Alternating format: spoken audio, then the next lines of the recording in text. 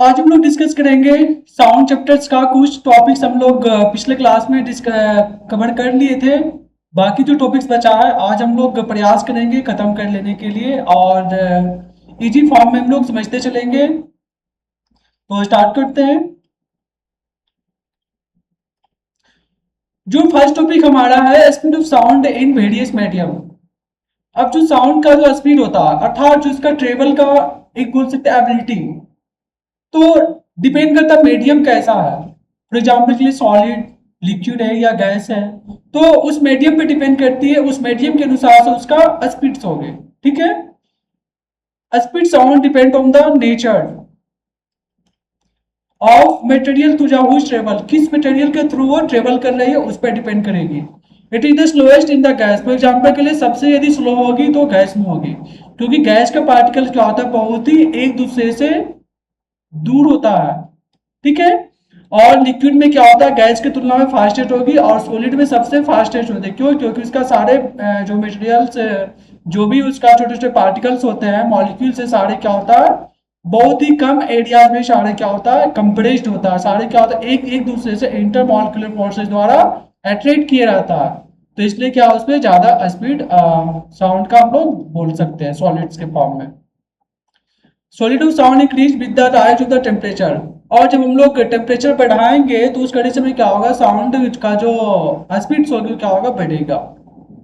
ठीक है, ये ध्यान रखना। Speed sound increase by the humidity of air increase, और यदि जो एयर में ह्यूमिडिटी की मात्रा बढ़ेगी तो क्या होगा वहां पे भी साउंड का स्पीड बढ़ेगी। कैसे बढ़ेगी? क्योंकि जब एयर में ह्यूमिडिटी आएगी तो क्या होगा जो उसका जो स्पेसिस होगा उसको फिल करने का प्रयास करेगी और एक तरह का सीक्वेंस वाइज में ट्रेवल करेगी, और इस सिचुएशन से क्या होगा साउंड का जो ट्रेवल स्पीड होगी वो बढ़ जाएगी। Speed of light faster than the speed of sound, जो प्रकाश का जो रेंज है अर्थात जो उसकी स्पीड है साउंड से बहुत ही ज्यादा। स्पीड ऑफ साउंड की बात करें 344 मीटर पर सेकेंड एट 22 डिग्री सेल्सियस, एक यूनिट माना गया है कि 22 डिग्री सेल्सियस पे चेक किया गया तो 344 मीटर पर सेकेंड अर्थात एक सेकेंड में 344 मीटर तक ट्रेवल कर सकती है साउंड एयर में।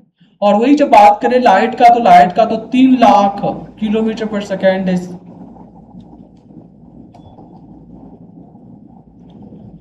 इसके बाद है सोनिक बूम। ये क्या समझना ध्यान से, क्या है सम एयरक्राफ्ट बुलेट फॉर एग्जाम्पल के लिए एयरक्राफ्ट जब स्टार्ट होती है तो क्या उससे आवाज प्रोड्यूस होती है।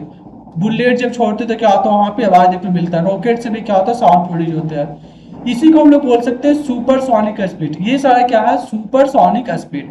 सुपरसोनिक पर to the speed of object is the greater than speed of sound and it produce extremely loud sound the wave the shock wave in air।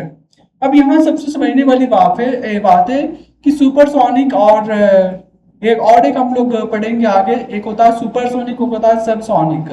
हम लोग आगे डिस्कस करेंगे। सबका एक रेंज डिसाइड होता है कि 2000 हर्ट से लेस होगा तो सुपरसोनिक है और इससे ज्यादा होगा तो हम लोग देखेंगे आगे डिस्कस होगा। और शायद 20,000 हर्ट्ज के बाद हम लोग नहीं सुन सकते, तो आगे बात हम लोग डिस्कस करेंगे।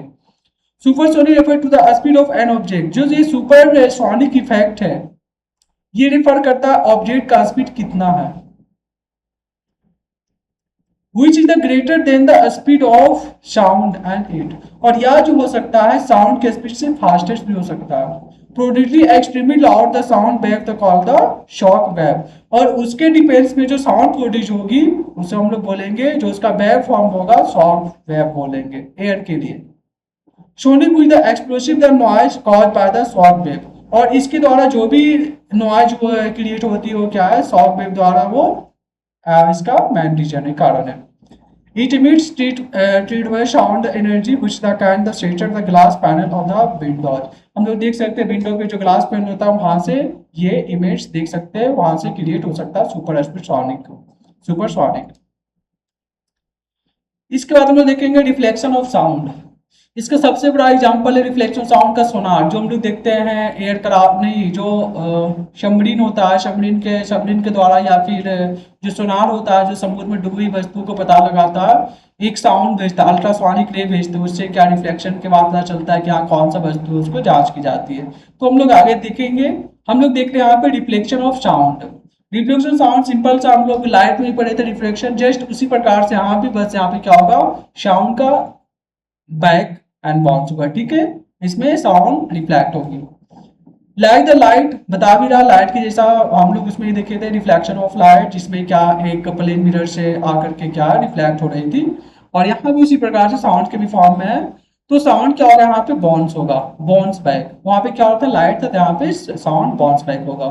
Fall on the hard surface, hard surface पे फाइल फॉल करेगी, तो इसी में बोलेंगे रिफ्लेक्शन ऑफ साउंड, सिंपल सा था।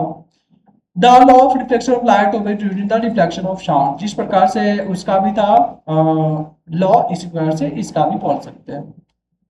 यहाँ देखो, incident sound, reflected sound, normal सारे क्या एक ही प्लेन पे लाइज करेगी,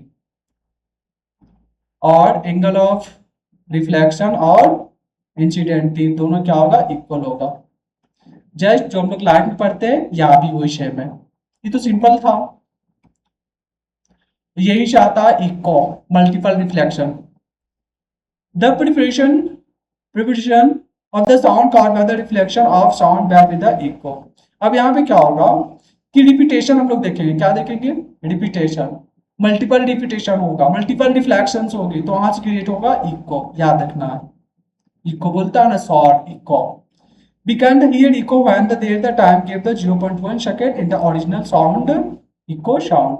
और ये जो हमें इको सुनाई देता है, जो ओरिजिनल साउंड होता है उससे 0.1 सेकेंड के बाद हमें सुनाई देती है, टाइम गेप इसमें दिखाया जाता है। Echo is produced when the sound reflected from the hard surface and the soft surface tend to the absorb sound. यदि कोई हार्ड सरफेस से ये इको प्रोड्यूस हो रही, तो क्या यदि कोई उसके आसपास सॉफ्ट सरफेस होती है तो वो इजिली एब्जॉर्ब कर सकती है। इसके बाद हम लोग देखेंगे minimum distance to hear an echo. हम लोग क्या है कि कितना मिनिमम डिस्टेंस तक हम लोग सुन सकते हैं इको का। तो स्पीच का जो डिस्टेंस पर टाइम होता है, साउंड स्पीच की बात करें एयर में, तो आगे बताया था 344 मीटर पर सेकेंड है, तो यानी एक सेकंड में 344 मीटर तक ट्रेवल करती है। और टाइम हम लोग 0.1 सेकंड हम बताए थे, क्या ये भी जस्ट ऊपर डिस्कस की कि 0.1 सेकंड के बाद हमें इको सुनाई देती है। तो हम लोग यहाँ से निकाल सकते हैं, डिस्टेंस हमें फाइंड हो जाएगी 34.4 मीटर, और so the distance between travel हम लोग डिवाइड करके निकाल सकते हैं 7.2 डिस्टेंस हम लोग मिनिमम बोल सकते हैं ऑडियंस के बीच। Ruling the thunder due to the multiple reflection sound the thunder the weather multiple reflection and the cloud in earth. तो एग्जांपल के लिए जब बारिश होती है तो उसमें क्या क्लाउड में हम लोग देखते हैं मल्टीपल रिफ्लेक्शन के कारण, जो हम लोग थंडर जो गिरता है उसमें क्या होता है मल्टीपल रिफ्लेक्शन के कारण हमें क्या वहां से साउंड प्रोड्यूस होती है, वो सब देख सकते हैं। रॉलिंग होता है। इसके बाद हम लोग देखेंगे रिवर्बरेशन। रिवर्बरेशन रिवर्बरेशन हम लोग देखे होंगे जब भी ऑडिटोरियम में गए होंगे तो वहां पे देखे होंगे बहुत सारे ऊपर साउंड एब्जॉर्बर लगा रहता है, जस्ट रिवर्बरेशन का काम करती हो। The persistence of the sound in the big hall due to the repeated reflection sound from the wall. यहाँ पे हम लोग क्या देखेंगे, परसिस्टेंस करेगा, परसिस्टेंस किसका करेगा, साउंड का। बड़ा सा कोई हॉल है, बोलता ना हॉल में जाने के बाद आवाज गूंजता है, रिफ्लेक्शन होता है, बाल पे उस दीवार पे लगाया जाता है सारा, शेलिंग पे, फ्लोर पे, इसी को बोलते हैं reverberation. The persistence of sound in the big hall due to the repeated reflection of sound from the wall. Repeated reflection के कारण क्या होता है, वहां पे साउंड का एक बोल सकते परसिस्ट हो जाती है सारा, लगता है कि आवाज गूंज रही है, तो हम लोग बोल सकते हैं reverberation. Reverberation to the long, यदि ज्यादा है तो साउंड बिकम द ब्लर्ड, तो हमें क्या होगा, साउंड ब्लर्ड आएगा, लगेगा क्या कि थोड़ा सा ज्यादा ही ब्लर्ड टाइप का, शोर टाइप का। Distort the confusion the due to the overlapping the different sound, और वहां पर हम लोग ओवरलैप कर सकते हैं, कंफ्यूज भी हो सकते हैं क्या सुनाई दे रहा है, क्या आवाज आ रही है, नहीं आ रही है। मेथड, तो इसे कम कैसे करें, जो वहां पे जो अनवांटेड नॉइज जो क्रिएट हो रही है, एक तरह का इको जो क्रिएट हो रही है, कैसे हम लोग कम कर सकते हैं। तो यहाँ पे लगाया जाता है जिसको हम बोलते हैं साउंड एब्जॉर्बर, साउंड ऑब्जर्वर लगाया जाता है। Final made to the felt or the compressed fiber from final made for the felt or the compressed fiber what particular one ball selling absorb sound है ना। हम लोग क्या करते हैं, पैनल को, छोटे छोटे पैनल को चारों दीवार पे लगा देते हैं और वो काम करता है साउंड एब्जॉर्बर का, जिससे क्या होता है जो भी अनवांटेड साउंड होता है अल्ट्रा मल्टीपल रिपीटेशंस वाला जो साउंड होता है वो बहुत लिमिट तक अल्ट्रा बोल सकते हैं, उतना तो नहीं होता है फिर भी एक पर्याप्त मात्रा में वो कंप्लीटली रिड्यूस कर देती है। Happy curtain at the put on the door and windows का, विंडोज पे भी हम लोग अप्लाई कर देते हैं। Carpets are the put on the floor, floor पे कारपेट्स लगा देते हैं, फ्लोर पे ग्राउंड फ्लोर पे, वो भी क्या एब्जॉर्बर का काम करता है। Sheets made material having the sound tools, और जो इसमें जो सीट्स में जो लगाया जाता है, जो इसमें सारे लोग बैठते हैं ऑडिटोरियम में या फिर बड़ा सा हॉल में, वो जो चेयर्स होता है, चेयर भी क्या है साउंड एब्जॉर्बर का मटेरियल का बनाया जाता है। ठीक है, ये सब था रिनोवेशन का काम करने के लिए। Application of reflection of sound, हम लोग देखेंगे आप रिफ्लेक्शन ऑफ साउंड का एप्लीकेशन। एग्जाम्पल के लिए यहाँ पे क्या होता है मल्टीपल रिफ्लेक्शन, जो यहाँ पे क्या है मल्टीपल रिफ्लेक्शन होता है इस फॉर्म में मल्टीपल रिफ्लेक्शन, तब जाकर ये आवाज निकलती है, यहाँ भी मल्टीपल रिफ्लेक्शन होता है। Megaphone, loud speaker, bulb, horn, trumpets, shehnai, ये सारे क्या है मल्टीपल रिफ्लेक्शन का एक तरह का एग्जाम्पल है। Design to the send sound, हम लोग क्या करते हैं साउंड को सेंड करने के लिए particular direction without spreading all sound, without उसको फैलाए हुए, विदाउट फैलाए क्या हम लोग आगे की ओर से डिलीवर करते हैं, सेंड करते हैं, जिससे एक बड़ा सा एक स्पेसिस में जाकर खुलती है, वहां से तो आवाज इनहेंस होकर निकलती है। All the instrument have the phenyl tube, सबका क्या होता है फिनाइल जैसा ट्यूब होता है आगे, फाइनल ट्यूब है। With the reflect sound of wave repeatedly toward the audience, और जो भी ऑडियंस बैठा है उसके बीच क्या होता है रिपीटेडली क्या करता है फॉरवर्ड करते रहता है, रिफ्लेक्ट करते रहता है। In this amplitude sound wave the add to the increase और लाउडनेस ऑफ द साउंड, और ऐसा ये जो हमारा जो दिया हुआ है जो फनल ट्यूब है, फनल ट्यूब का काम क्या है कि जो लाउडनेस है साउंड का जो लाउडनेस उसको क्या करेगा इंक्रीज करेगी। ठीक है, सेकेंड रिफ्लेक्शन का स्टेथोस्कोप। स्टेथोस्कोप का तुम कहानी बताए थे, दो बच्चे घूमे बागान में खेल रहे थे, तो एक लकड़ी का गट्टा था है ना, तो वो देखा क्या कि एक बच्चे इधर से बोल रहा तो दूसरे ओर सुनाई दे रही है, उसी प्रिंसिपल पर ये बेस्ड है।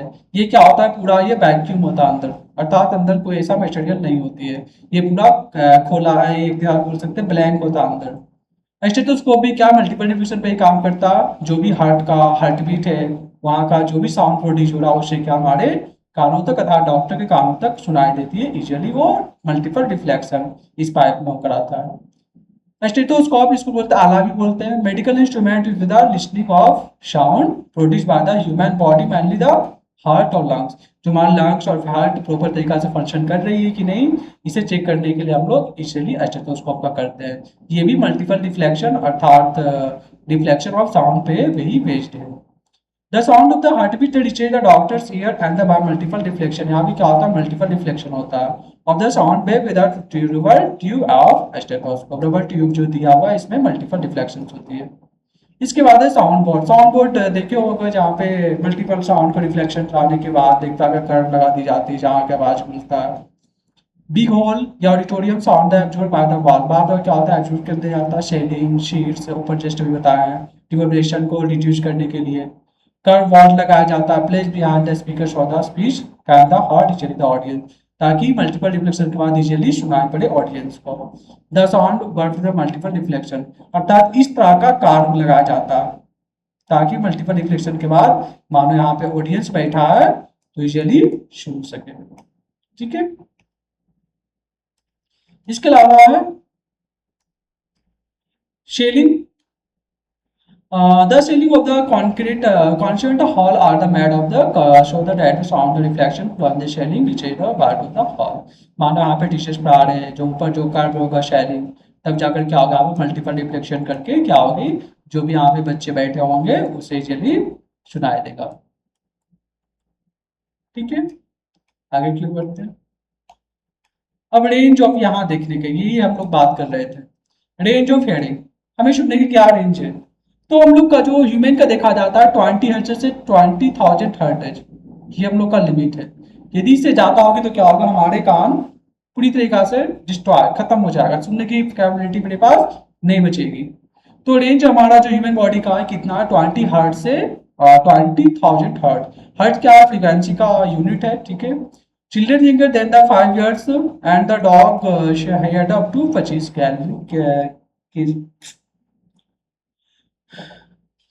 किलो हर्ट्ज बोल सकते हैं, ठीक है। ये इसका रेंज है। The sound frequency the lower than the 20 hertz are the known the infrasonic.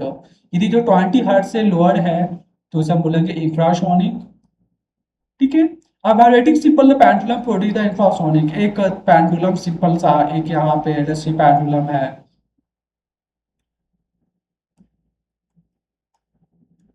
ये क्या है? Main position. तो यहाँ पे जो साउंड प्रोड्यूस होगी ये क्या होगा?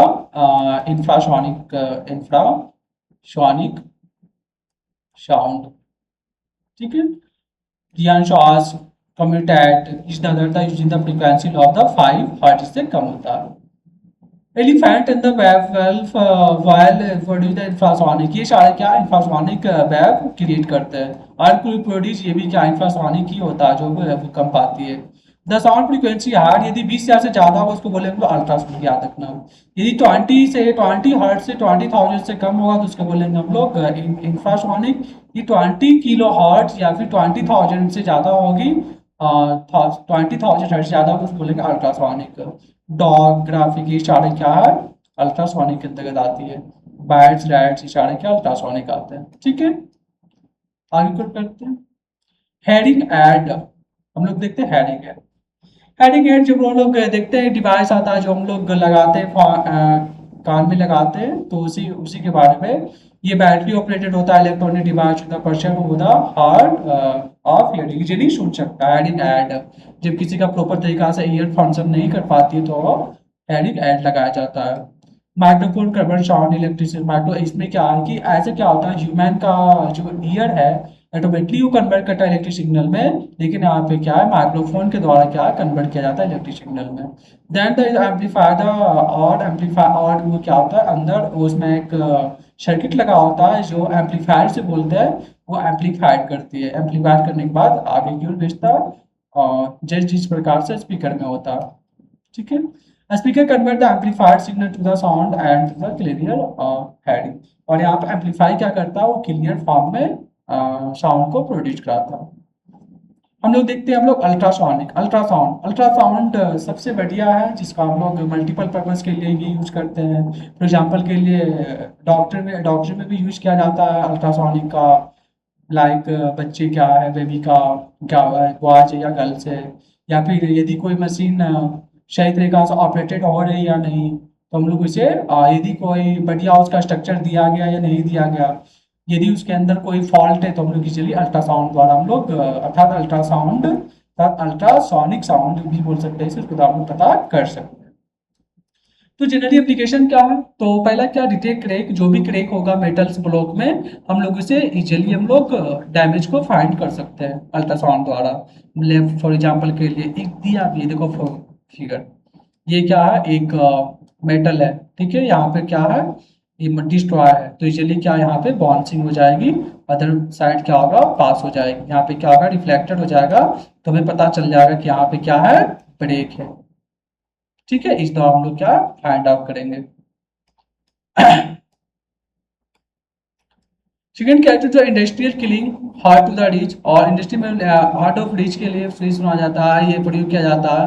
पावर सोल्यूशन स्पायरल ट्यूब और साइड मशीन में भी ये यूज किया जाता है। Use the investigate the internal organ, और हमारे बॉडी का इंटरनल ऑर्गन को चेक करने के लिए क्या हम लोग इसका यूज करते हैं, अल्ट्रासोनिक का यूज करते हैं, अल्ट्रासाउंड का हम लोग यूज करते हैं। लीवर सही तरह फंक्शन कर रहा है कि नहीं, गलाल बारह सही तरह कर रही है कि नहीं, किडनी यूटेरस हार्ट वर्क कर रही है कि नहीं।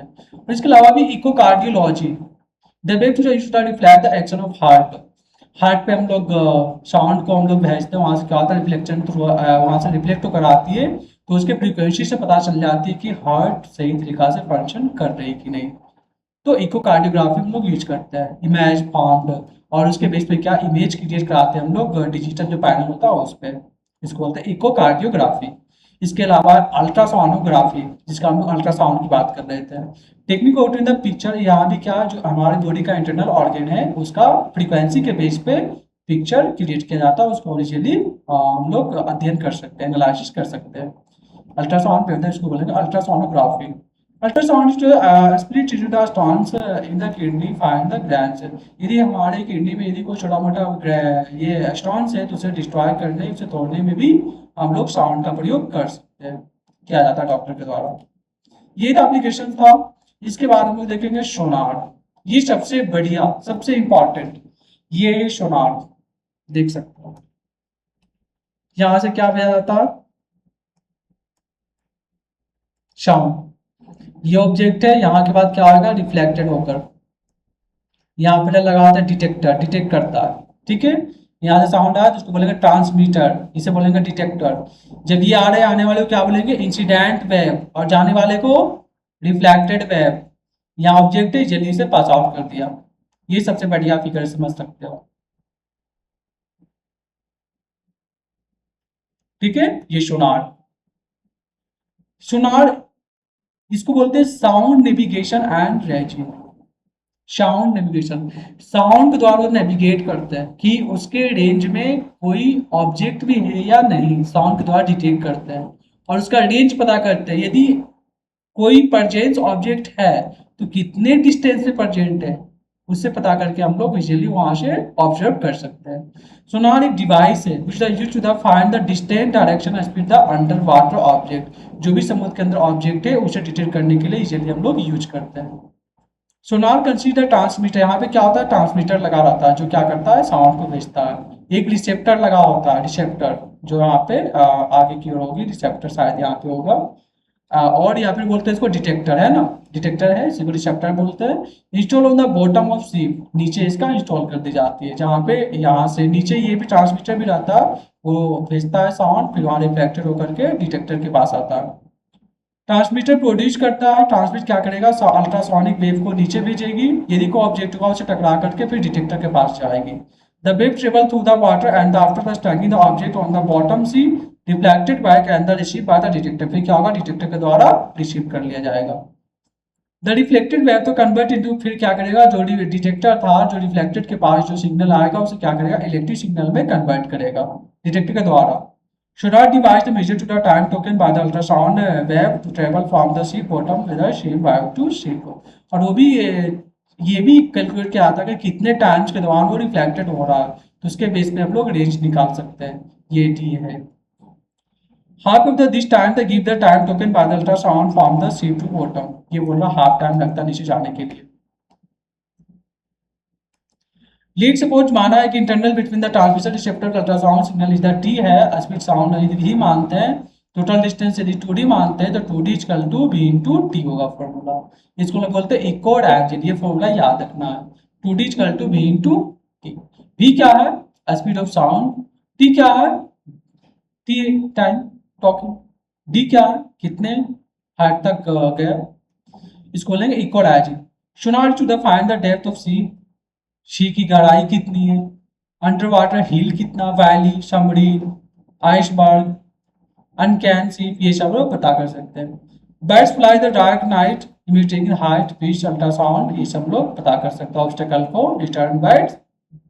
The nature of the reflected tells bat the where the obstacle and the light. ये स्ट्रक्चर ऑफ ह्यूमन आई है, जो हम लोग सबको पता होना चाहिए कि जो बाहरी स्ट्रक्चर होता है उसको लोग बोलते हैं पिन्ना। फिर इसके बाद होता है मिडल स्ट्रक्चर, फिर है हमारा इनर स्ट्रक्चर। यहाँ पे इसको बोलते हैं हम लोग टेम्पेरिक मेम्ब्रेन, जिसको हम लोग हिंदी बोलते हैं चदरा के नाम से भी बोला जाता है, लोग बोलता है ना। यही वो पोर्शन है जहाँ पे यदि ये फट जाती है तो क्या है, उसे परेशानी होती है। ये एक्सटर्नल ऑडिटोरी मेटर्स है, ये आउटर ईयर है, ये मिडल है, ये इनर है। यहाँ पे क्या होता है, यहाँ के बाद सिग्नल के फॉर्म में, इलेक्ट्रिक सिग्नल के फॉर्म में आगे की हो जाती है। ये बॉडी लिम्फेयर है, इसको बोलेंगे कॉक्लियो वेस्टिबुलर नर्व। ये मेम्ब्रेनस लिम्ब्रेस है, ये स्टैप्स, इंकॉस, मैलियस, वेस्टोवेंट्रिक्यूल। फिर यहाँ के बाद क्या होगा, ब्रेन की ओर इलेक्ट्रिक सिग्नल के फॉर्म में जाएगी। तो यहाँ पे दिया कि है, तो देख लेते हैं। ईयर कंसीडर, ये क्या, 3 पार्ट, आउटर ईयर जिसमें हम लोग पिन्ना बोल रहे थे, पिन्ना था ना, हाँ ठीक है, मिडल ईयर और इनर ईयर। ईयर दीदा सेंस, ये क्या हमारा सेंस ऑर्गन का एक पार्ट है जिसके द्वारा हम लोग क्या है साउंड को सुनते हैं। ऑटर में पिन्ना होता है जो क्या करता है साउंड को कलेक्ट करता है। फॉर एग्जाम्पल के लिए ये साउंड आ रहा है इशारा, ये साउंड यहाँ से आ रही है तो इशारा क्या होगा, ये घूर मुड़ा कर क्या होगी, ये एक दूसरे से है ना, फिर ये अंदर की ओर जाएगी। इतना बोल सकते हैं पिन्ना का वर्ड क्या है, कोलेक्ट करेगा साउंड्स को, ठीक है।